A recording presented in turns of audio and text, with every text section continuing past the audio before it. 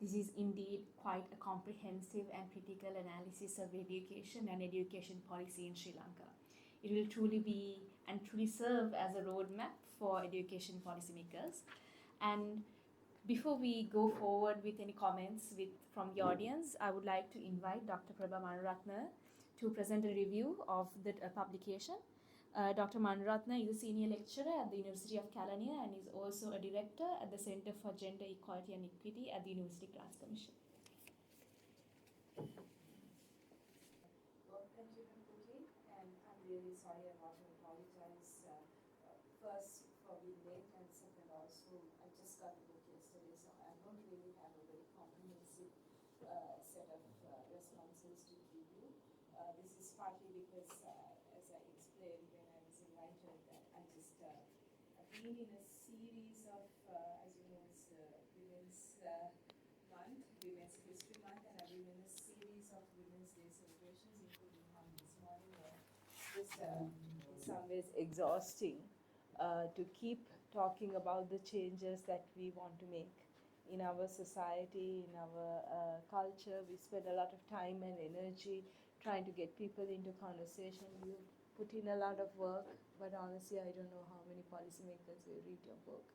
This is the problem, right? So I just want to start there and apologize once again for being slightly late after the previous event.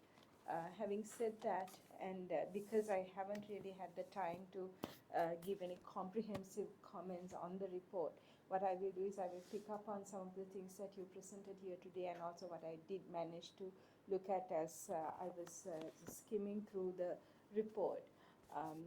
First of all, I completely agree with you that this policy, the distinction between a policy formulation and that policy actually becoming legislation, and having a system that is responsible for ensuring that policy actually becomes law, right? So this is one thing that you were talking about earlier, and the gap in that.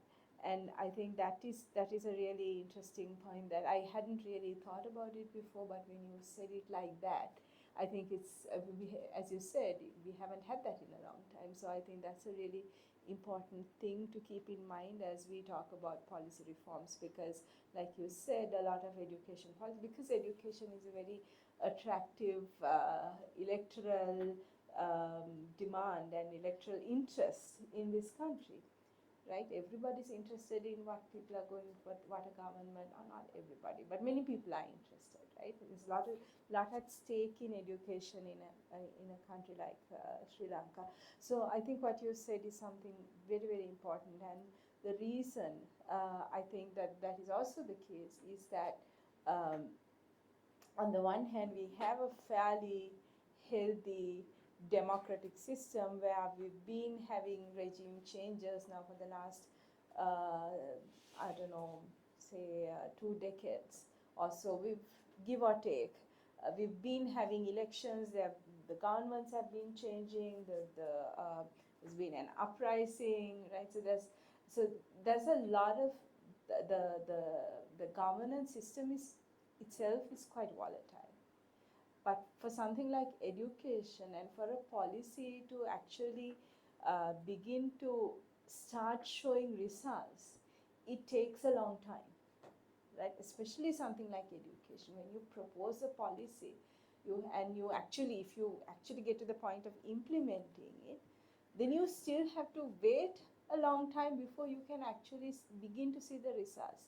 But the political system in the country and the political leaders, and many of us don't have that kind of patience, right? We want to kind of see results quickly in a system that is in a sector that is slow to produce results. So I think that is one of the problems that I see based on what you were saying earlier as well.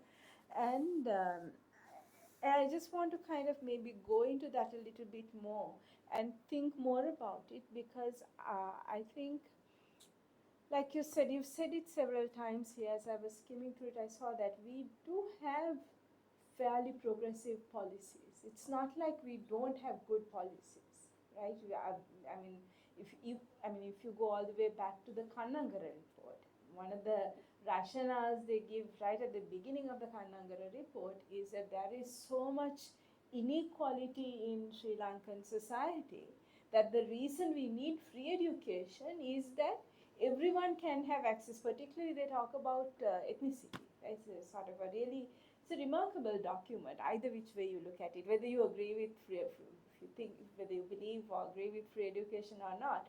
That report is a really remarkable document because it's trying to solve a particular set of problems in a nascent or post-colonial, just a colonized society, just in the eve of, on the verge of independence, right? So their problem was, what kind of education do we need for the country, and how do we address the inequalities in the system? And as you know, there were many debates on this. It was not a report on which everybody agreed. In fact, there were people who utterly disagreed with, including leftist politicians, people like N. Perel. And they're critical of this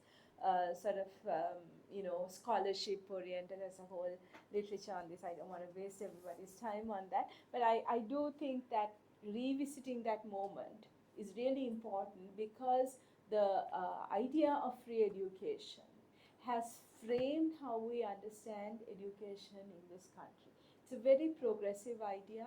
It's an idea that is the cornerstone of what I think, a few years back, many of us, when we were formulating, I was part of the team that formulated the NPP's first education reform policy, and one of the things that we kept saying was that this is a legacy, right? Our free education system is a legacy, right? Just like we have Ruan Valisaya and Polonnaruwa, this kind of legacies that we think about, cultural heritage. We think about our free education system is like that, and the reason is that for a poor third world country to be able to think like that, right, and to acknowledge the importance of education as a means for upward social mobility, right, and that kind of equity-oriented thinking was so crucial to how the whole game in education played out in the subsequent post-colonial era. Now, having said that, this equity approach was also hemmed in by so many other realities, right? Realities related to resources, governance, the problems related to governance. I think in Sri Lanka, a resource-related problem, I have now over the years begun to think that a resource-related problem is almost always also a governance problem. It's not that we don't have resources. Even right now, in our education system, if you look at the budgets, if you look at how the budgeting is done, it's not that we don't have money. It's that our governance system within education, I am much more familiar with higher education, so forgive me if I sort of make forays into the field of higher education. This is not, the resource crisis is not just because we don't have money, but because we don't know what to do with the money that we get. And I'd be very happy to have a conversation on this if people are inclined to disagree with me. Because it is true that, we don't have money, like we don't have money for anything, right? But on the other hand, what are our priorities? How do we manage these priorities? For example, I think many ministries, many government institutions, and now also non-governmental institutions spend a lot of time researching policy, formulating policy, talking about policy. We talk a lot about policy, right? But at the end of the day, when it comes to actually walking the walk, or walking the talk, right, it becomes a real problem, because even when we come up with the most progressive, most democratic, and most forward-thinking educational policies, there is always that one step that we can't take. Just last Friday, I was speaking at the Faculty of Graduate Studies, at Colombo, and people were saying, why are women always complaining? Why can't you be more positive? Why can't you. I said, look, it's not the women, it's the system that is resisting the change. Women are bringing the change. In higher education, I just had a presentation in the morning by Professor Carmen Wickramagamage, who showed how the numbers have changed over the years. Women in this country have won the number game in higher education. This is what Professor Wickramagamage said. Now in universities, in many faculties across the system, except in computing, engineering and one other field, not medicine if I'm not mistaken, across the board, women now outdo men, and they do better than men, right? And this is because of our free education system. If education was not free, there is no way that we could have done this, right? So, but then the problem is, even as this equity principle has worked for the system, especially for marginalized groups, what has happened? It has happened at the expense of quality. So that is the problem. This is why I say it's a governance problem, it's a political problem, it's also a problem about commitment and vision, right? So if you give women and other vulnerable communities the opportunity, they are going to push forward and they are going to bring about change. But that's where also, if you are a Marxist, you will understand why I'm saying this, right?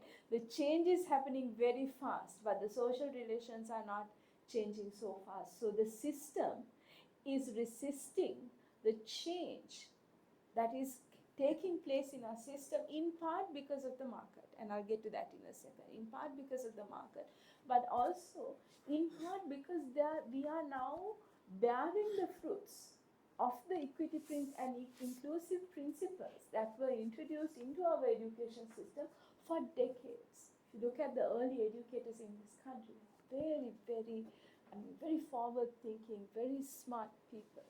Like people like Swarna Javeda, and the list could go on, I don't want to name names. So that's one thing I want to say. So we need to, as we talk about policy and the problems of implementation, I think we need to take these what I think of as really kind of paradoxes or aporias into consideration.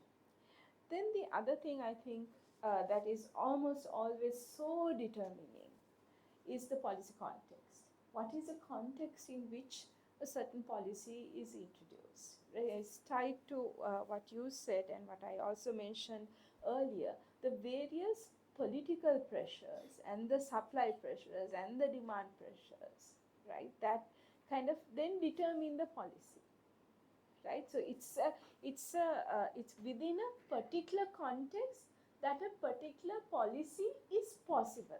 We are now able to talk about free education right now because we are in a kind of a social and political situation in which the NPP is in power, Dr. Harini Balasooriya is the Prime Minister, so everybody is very happy.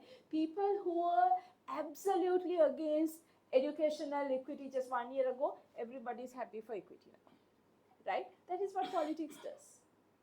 But now the real challenge is, in Sri Lanka, as in most other places, policy formulation takes a long time. If you want to have really democratic policy making, and I saw that you've talked about this, it's very important. If you want to have a democratic process of policy making, where the stakeholders actually have a say in how policy is formulated, it takes time. And then to actually turn that into legislation and to train the people, right, in our education system, there is I think as a university lecturer, I feel that the biggest need is not learning but unlearning. For me, the first semester, all I do is try to make my students unlearn what they have learned in school. The habits, the intellectual and mental habits that they have picked up in school are so disruptive that when you ask them, so what do you think? They're very confused. In the third year, I teach a course on pedagogy in my third year. They always tell me, Dr. Prabha, you just confused us so much by asking, what do you think? Nobody had ever, in their 13 years of school, ever asked them, what do you think? right? So it's a process of unlearning that needs to happen not only with our students, not only with the children, but also with our teachers, right? I would like to invite you, the senior people here, to do one lecture at a teacher training college. Forgive me for being very forthright about this, right? Talk to teachers, talk to educators. Same response, right? Utter silence. Utter silence. Silence has become one of the ways in which our system is resisting change.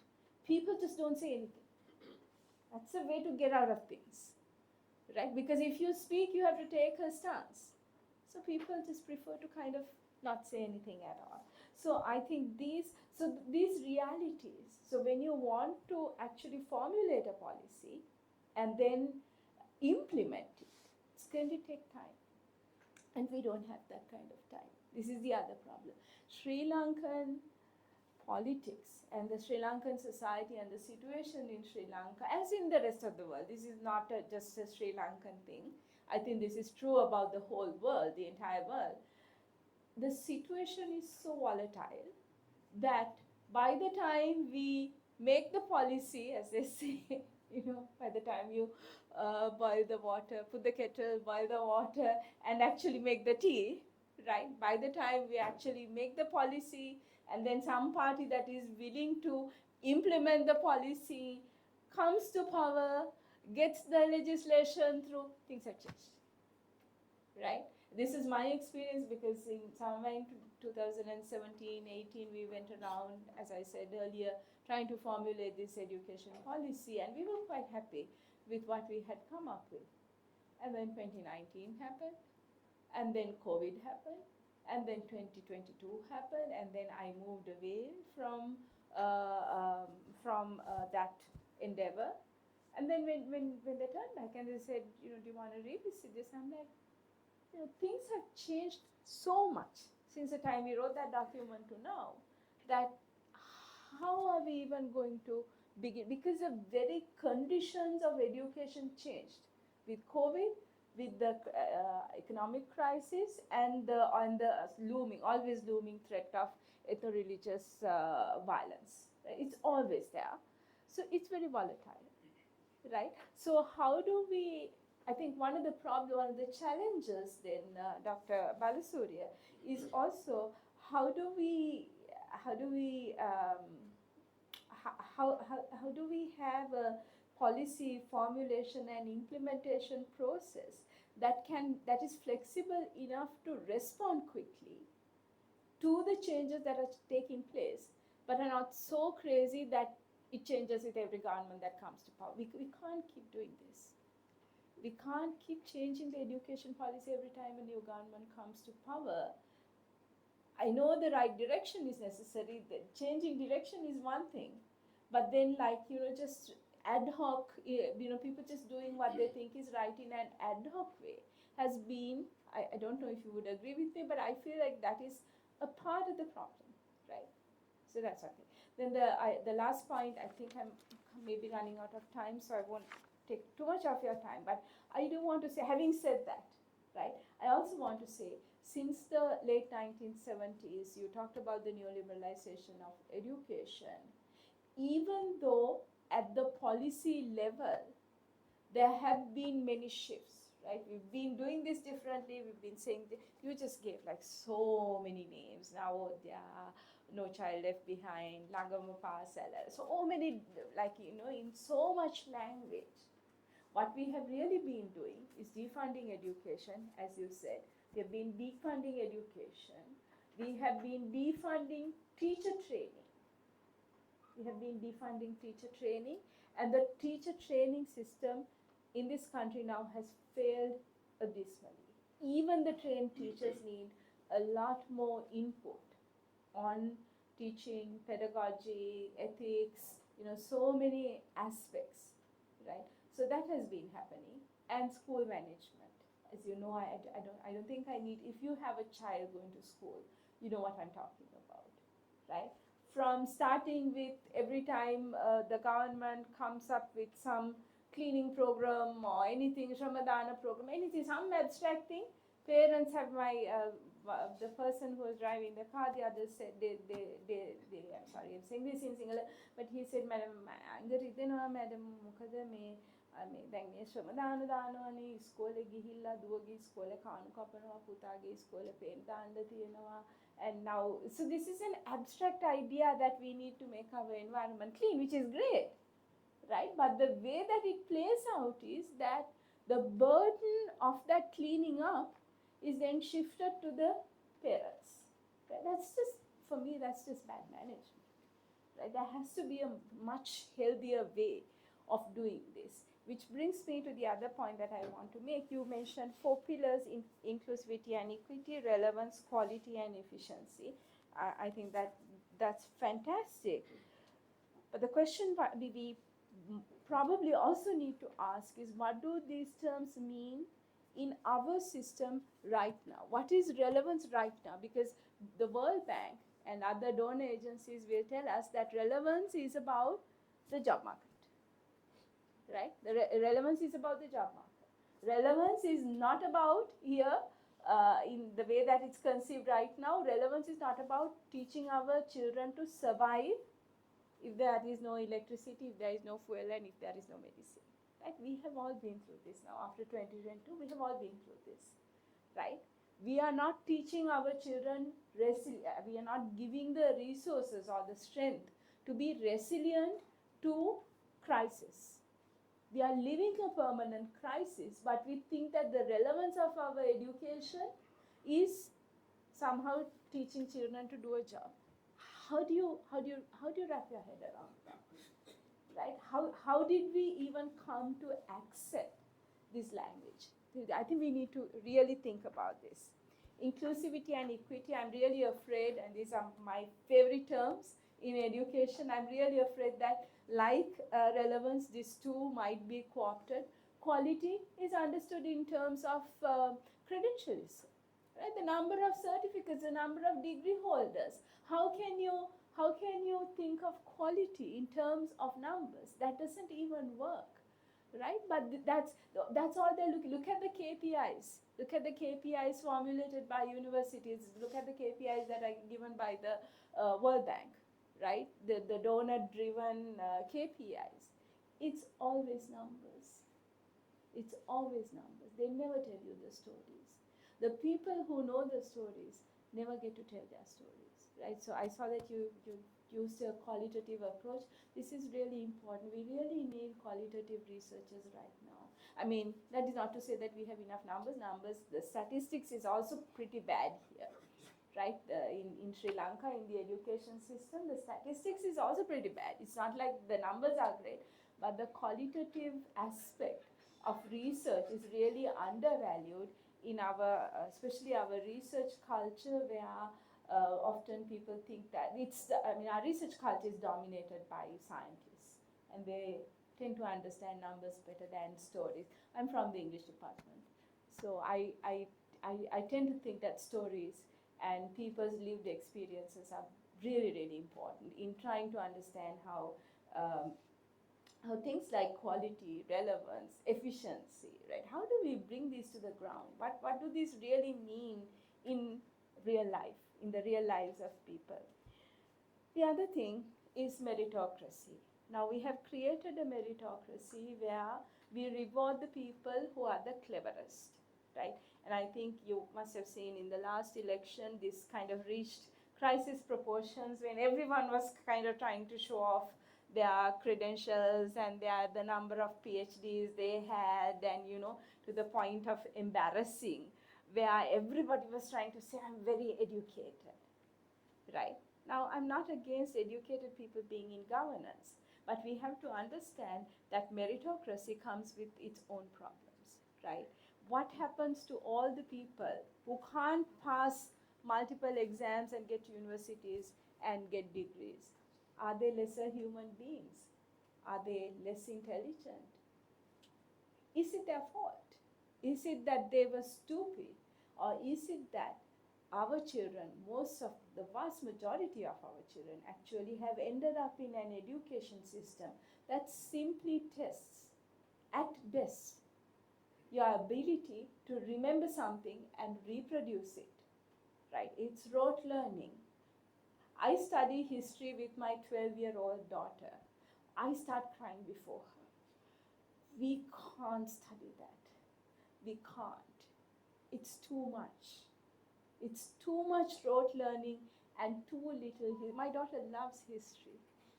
But we cannot keep learning 3 different names for the same tank built by King Parakramabahu. One name, yes, that's fair.